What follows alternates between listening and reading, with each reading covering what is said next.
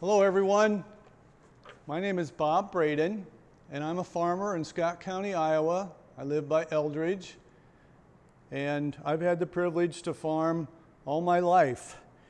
And we are today going to speak about antique tools that were used in farming years and years ago. And the mechanisms or the industry has changed so much that we just wanted to point out some things that are different from what we do today. Back many years ago, someone invented a one-row corn planter. And this corn planter made it so much better than planting it strictly by hand because it sped it up and it allowed someone to hold what they would consider a large amount of seed compared to a handful. You would fill this container with corn seed, and then as you work the mechanism, it meters the seed out this little slot here one at a time, and then drops it down this tube, puts it in the jaws, and then as the jaws are opened up, the seed goes into the soil. So you start by having the planter loaded, walk to your first prepared soil spot, push the seeder in 2 inches in the ground, push the jaws open, the seed drops in, close your slot, move to the next place where you want to seed, and do it all over again. Now we want to talk about the plow. And a plow was used back in the old day to prepare a seed bed for our new crop. And what they were trying to do was to kill whatever was growing on top of the ground, so they wanted to turn it over, and that's what the plow did. There was a curved share is what this is called, a plowshare, and as the point would go in the ground and start cutting it, and then the curved part as it came through the ground would throw it over and turn it upside down, so they would have clean soil to work with their new crop. But what they needed first was something it was hard to pull. You can imagine this was not something a guy was going to push through the soil. So they would hook up horses to the front of the plow, and one or two horses would pull this plow, and then the farmer, once the horses were hooked up, the farmer would come to the back and he would guide the plow and keep it in a straight line, so that he would just go back and forth and do the right. You could only do like 10 inches at a time. So that's how they had to do that. We've got our corn grown. Now we need to process it to where we can use the kernels. And the kernels, on an ear of corn like this, there is 700 to 800 kernels on one ear of corn. So we need to get the kernels off so that we can use it either in livestock feed or whatever they wanted to use corn for. And we can do it by hand, which would be laborsome, or we can use a corn sheller. And this corn sheller, drop the ear in, turn the crank,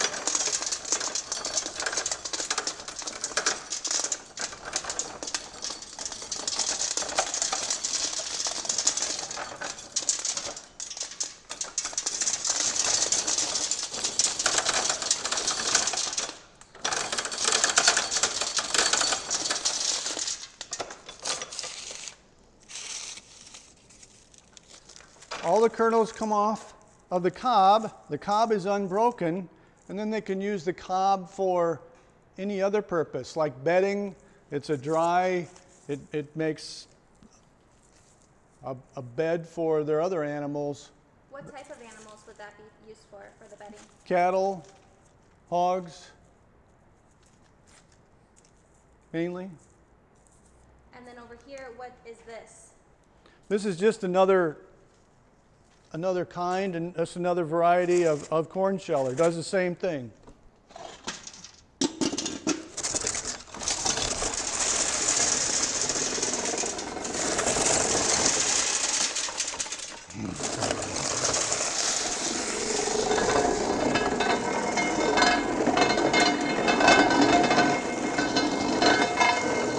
Whoops, watch your hand.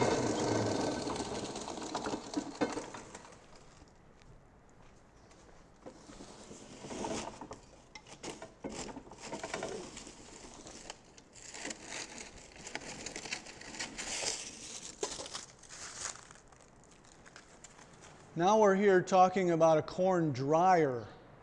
And the purpose of a corn dryer is to dry the kernels on the cob so that the moisture doesn't rot the kernels, and they come to the right moisture. If they sit out in the air long enough in nice dry air, they will dry to the correct moisture so that you could use the corn and shell it. So what they did was someone invented a corn dryer where the corn could be sat, and you can imagine with all these rings how many ears of corn we could put on this corn dryer. Well, the way that they would do it, first you got to put the corn on this point here, shove it in, put another one on this side, and you can hang it there. And as long as the corn wasn't touching each other, you could fill these rings full. And then as the air goes through your building, the corn would dry.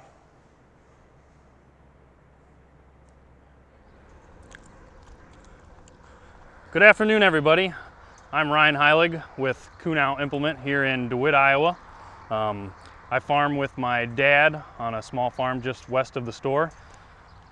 We do about 480 acres of corn and soybeans, and I'm also the precision farming specialist and a salesman here at Kunow's. Kunow Implement is a family-owned business since 1936. We've got a store in Preston, Iowa, which is the original store, and then our second store is here in DeWitt, where you guys are today. So we're going to kind of talk about different technology in agriculture. I've got a tractor set up here for you guys, a combine behind me. We're going to go talk about planters, and then we're going to show you some corn and soybean heads also. So we'll start with the tractor right here. This is a brand new Case IH Magnum 280. It's an AFS Connect Magnum. Case IH deems their technology as AFS. That's our brand name for our technology. So this tractor is jam-packed full of technology. It's the latest and the greatest. So as we step up into the cab here, you want to go first? Yep. The cab is completely redesigned. New seats, new cab interior.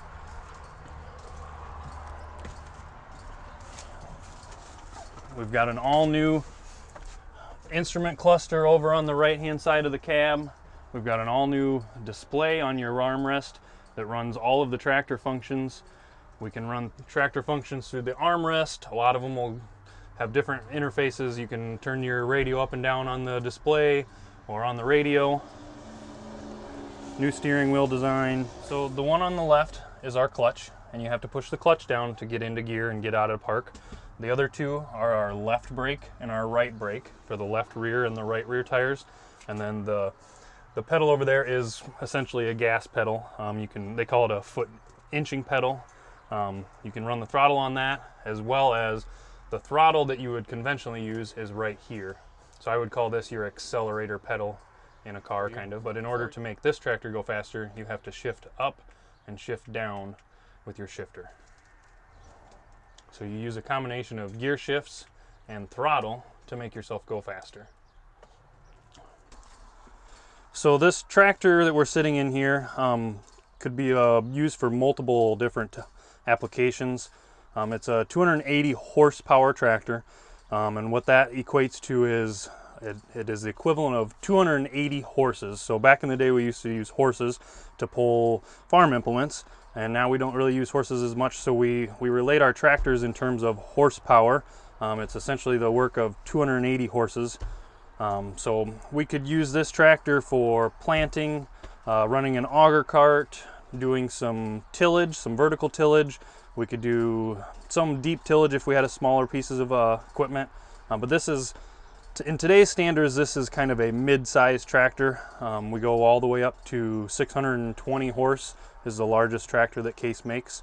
So this is kind of a smaller one, but this is a very practical tractor and could be used for a large variety of different things on a farm. So we're going to fire the Magnum up.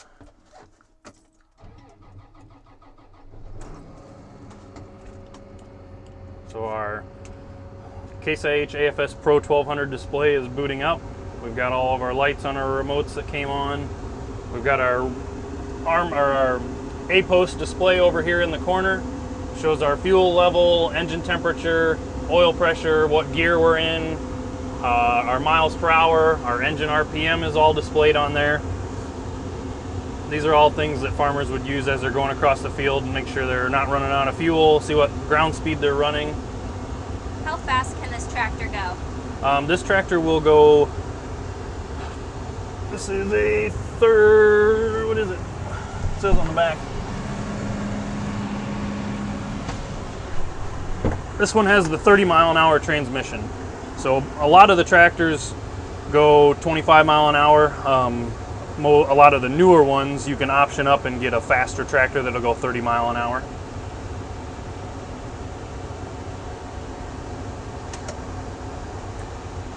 So here we've got our color display monitor. Most tractors, combines, all your common farm equipment is going to have some sort of color display anymore. This has all the different tractor functions in the display. We can page through to different pages and add different things onto our screen. We've got a camera on the front of the tractor and on the back of the tractor. So this is what is behind us right now, and we can toggle to the camera that's on the front. This tractor is auto guidance ready, capable. So this tractor will steer itself. Combines, tractors, sprayers, most modern day farm equipment will steer itself nowadays. So the farmer can set an AB line, it's called, going across the field, drop some points, and we would hit this auto guidance engage button right here, and the tractor will start driving itself. We can take our hands off of the wheel and it will drive to the other end of the field, turn around, we can hit our engage button, and the tractor will drive back across the field. This display is also going to be used to control different implements. So we'll go talk about a planter. So you would plug your planter into the back of this tractor, and the planter information would come up on this display screen here, and we could run the planter and change our different populations. We could fold the planter and do all the different things with the planter through this same monitor that we're going to do our auto steer with and change different tractor functions on. So basically this is like a big iPad. Yep, this is, Like it's a actually an Android tablet. So if you got an Android phone at home, this is basically an Android big phone tablet. And so all of these programs are apps running on here just like your cell phone. And we can develop new apps for this display to support future things. But basically this is the heart of the tractor. This display will do everything related to tractor as far as running remotes, running implements, running guidance lines. You can even change your air conditioner settings through this display, like your big display in your new cars that you can change your HVAC control. This display will do that. So here on the back side of the tractor, this is where an implement would hook up. This is the drawbar of the tractor, and we've got a 3-point hitch right here. There's 1, 2, 3 points, so that's why they call it a 3-point hitch. Pretty simple. We've got a PTO shaft, power takeoff, and then we've got our hydraulic remotes. So inside of these is couplers, and the hydraulics of a tractor perform different functions on planters and drills and different tillage tools. So we use hydraulics to pick things up and move things or turn things. So we would plug in our hydraulics, we would hook up our planter or our disc to either the drawbar or the 3-point hitch, and if we need to turn something on that implement, like a PTO pump or a fan or a vacuum, this PTO shaft spins really, really fast and transfers energy to whatever implement you have hooked up to run different things. So here we have a Case IH 7250 combine. For those of you who don't know what a combine is, combines go through the field and they gather different crops and they separate those crops and pull the grains or the seeds from the whole entire plant. It threshes them and then it separates them and cleans them, and it puts the clean grain or seeds that we want to keep in a clean grain tank at the top, and it shoots all of the waste and foreign material that we don't want to keep out the back of the combine. So that's what a combine is. Around here, this combine is going to primarily be used for corn or soybeans. So when you're driving down the road and you see all the fields with very tall green crops growing, or green crops growing about to your waist or knees, those are more than likely corn and soybeans in Iowa. We also do have some alfalfa and some wheat and oats, but this guy is primarily going to be used for corn and soybeans around here. So it's going to take those crops in the front, suck them inside, and spin them around really fast and separate the grains, keep the clean grain, and take it up top in that big whopper topper it's called, and then we're going to shoot the trash out the back. And so we can take our clean grain to the elevator or feed it to cows or wherever the farmer wants to take his grain. So we'll climb up in the combine here.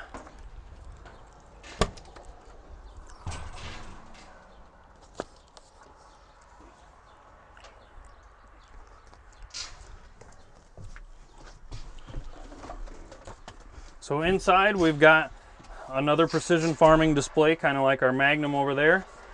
We've got a whole bunch of different switches, steering wheel just like you're used to at home. We even have brakes like you're used to in a vehicle. The one thing you will not see in a combine is a gas pedal. So combines use a hydrostatic transmission. To go forward, we push forward on our joystick, and to go back, we pull back and we back the combine up. So it's a little bit different than a car. It's a lot nicer. In a combine, you speed up, slow down, you go back and forth a lot of times. So it's a lot easier to use this joystick, and all of your other controls are also on this joystick. So it's kind of a handy design. All of these buttons do mean different things, and an operator would change all of these buttons frequently throughout the day. They change different settings that make your cleaning better or speed different things up that all affect how clean the grain is. And if you look behind me through this window, this is our grain tank, and when you're combining, this grain tank would fill up, and eventually you wouldn't be able to see through the window, but this is what holds your corn or soybeans or wheat or whatever grain you're combining, stores in this tank as you're going across the field. And when that gets full, we put our auger out that sticks out to the side there. That's our auger. And we turn on our unload button, and the corn comes out of the tip of the auger and into a gravity flow wagon or a auger cart or sometimes even a semi.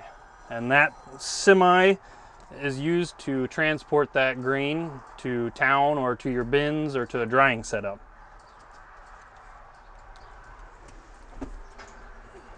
Okay, so we got the combine fired up. We're going to put our auger in so we don't hit anything. So I'm going to pivot my spout up, and we'll suck the auger in.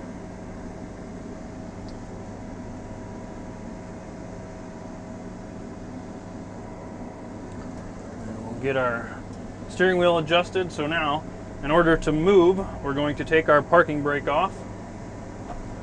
We'll give it a little bit of RPMs over here. And now we're going to take our hydro handle instead of our gas pedal. We're we got our hydro handle, and we just push it forward, and we're going to start moving. And another different thing about a combine is most of your cars steer with the front tires. A combine actually steers with our rear tires. So when you're steering, my rear tires are turning right now, and the tail end of my combine is actually doing the turning. So it's kind of different to get used to that turning sensation when it's backwards. But when you've got a big corn or bean head on the front of your combine, you need to be able to turn around really sharp on the ends of the fields. And here we'll turn around, and we can just turn around in a nice tight circle and go back into our crop that we're combining and straighten back out. So I'm standing next to a Brent V 1300 auger cart. This is called an auger cart. This big tube on the side has an auger inside of it. So when we were just showing you on the combine how we unload our grain out that auger, we would unload the grain into an auger cart like this one, and we'd fill it all the way up full with grain. It will hold 1,300 bushels. We measure our crops in bushels. There's 56 pounds in a bushel of corn, but this will hold 1,300 bushels is the rated capacity. So we can hold a lot of corn. We'll fill it up, we'll put this auger out, and then we can dump in a semi or a grain truck or another wagon or something that goes faster down the road. This tractor and an auger cart aren't meant to go down the road with that much weight. So we use this to transfer grain from the combine to something else that can go faster on the road and haul it to town or to the bin site. We've also got really big tracks, if you'll notice on this auger cart.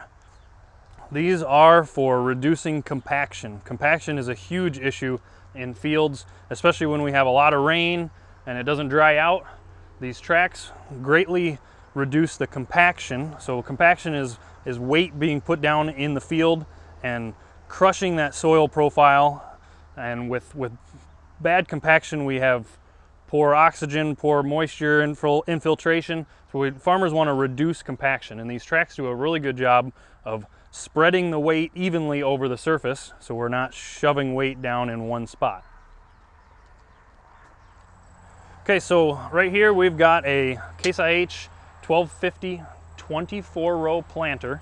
So you guys were watching looking at some old style corn planters at the Pioneer Village earlier, and you'd take it and you'd stick it in the ground one at a time and drop a seed. So this planter is essentially the same thing, but it's 24 of those individual pogo sticks. So here's a planter, here's a planter, here's a planter. We can do 24 rows in one pass. They're 30 inches apart from each other, and each row has a meter on it, and the meter singulates the seed. So we don't want to just dump seed on the ground. Seed does not grow very well when it's just in a pile. We want uniform spacing, even emergence out of those crops. We got to have good seed to soil contact, and we need to plant at the right depth in order for our crops to grow correctly. So this meter is going to take the seed. We'll fill this big tank full of corn or soybeans or whatever we're going to plant. We're going to fill that full of seed, and all of these tubes will transfer the seed down to every single row on this planter. And then we've got little hoppers on each row, and actually we've got some beans right here. These are some seed beans. So we've got seed beans in our row here. This meter will then turn as we're going through the field, and it's going to drop a seed every however many inches we want to drop it, depending on what population we want to plant. The seed will fall down the seed tube in between these two wheels. There's some big discs on here that open the soil up. We drop a seed down between these wheels, and then this wheel comes by and closes our trench up, and then this wheel rolls over it and firms our soil. We got to have good seed to soil contact, and that means firming the soil back up, and then that seed will grow, hopefully, is the idea behind a planter. Okay, so we've got this is a New Holland brand grain platform. So we would attach this to the front of that combine that you guys saw. It would mount on the feeder house, and it would stick out really wide in front of us. We can't go down the highway with this. We have to put it on this head cart here, haul it down the highway, attach it to the combine, and once we get it attached, we would use this to combine soybeans or wheat or oats or several other different cereal crops and such.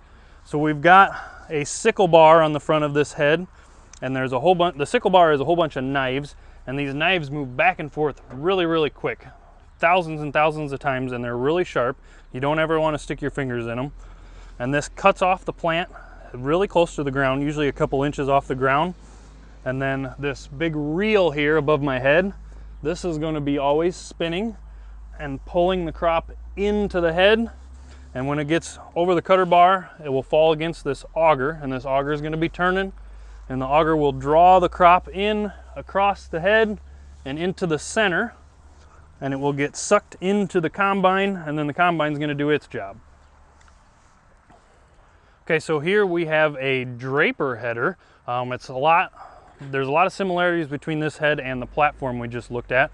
This one, however, has belts on it. So we've got our same style sickle bar here, moves back and forth really quick, cuts our crop really short, and then we've got a same style reel here that will be spinning and drawing crop in, but you'll notice there's no big tube running along this back of this head anymore. We've got these rubber draper belts, they're called, that they'll be running, and instead of an auger, it uses the draper belt to nice and gradually, evenly pull this crop into the middle. It drops it onto another draper belt in the center, and that sucks it up into the combine with the help of that drum there. So the advantage of this head over a regular platform is it's a lot more gentle on the crops, and so we pull that crop in more evenly. It feeds into the combine more evenly. We lose a lot less of the crop on the ground. So every time you touch a crop with a sickle bar or a reel, we're moving that crop, and when a crop is dry, it wants to fall. So we try to be as gentle as we can on the crop and bring it into the combine. So draper heads are a lot easier on crops, and you can get a lot more done in a day, and they just feed nicer into the combine and are all around a better head for doing different grains. How many rows can you get of soybeans out of a field with this? So this is a 35-foot draper. Most platforms, drapers and auger platforms, go in feet. Most of the time we don't measure doing soybeans in rows. A lot of times farmers will cut sideways across the beans to help them feed in better. So we would say this head does 35 feet at a time. The platform that we looked at is a 30-foot platform, so we would do 30 foot at a time. There's different sizes of heads for different sizes of combines. We can have a really small combine, and so we would need a really small head on it, like a 25-foot platform. If you have a really big combine like the one we sat in, we could put this 35-foot head, or we could even put a 45-foot head on that combine and take 45 feet in one pass. So here we have a corn head, which is another type of header. We would also mount this on the front of our combine like a bean head. They make these in different row widths. So in a corn head, we do use rows. Each one of these snoots here runs between plants. And so we'd have a row of corn coming in between these snoots and a row of corn coming in here. So this is an 8-row corn head. We can do 8 rows of corn at once. They make 6-row corn heads, 8-row corn heads, 12-row corn heads. We can have corn heads that fold up so you can go down the road with the corn head on, or you can take them off and put them on a head trailer just like the bean head. So the way the corn head works is the crop comes in between a row here, and these snoot bonnets help to keep the crop funneled in. And if your crop is laying over, sometimes corn likes to fall over if you get high winds, these snoots will help the crop slide up and direct it in to the gathering chains. So right here we got some chains with some little knobs on them, and these are spinning really fast, and the crop will come in, and these gathering chains will grab the corn stalk and suck it into the deck plates here, and essentially into these sharp rolling knives underneath the deck plates. So these are sharp knives there, and these are spinning downward really fast. So we're going to suck the plant straight down, and in doing so, we're going to strip the ear of corn off of the plant, and it's gonna get caught on these deck plates, and these deck plates can move. These ones will actually move automatically. Other heads, you have to hydraulically move these deck plates in and out. And so when the ear of corn comes down, it hits on these deck plates, and the rest of the plant gets sucked down, but the ear of corn stays on top of the deck plate and gets brought back to the back of the corn head to this auger, and the auger swoops the corn into the center of the head, and then it shoves it back into the combine and sucks it up in the combine. And that's how a corn head works.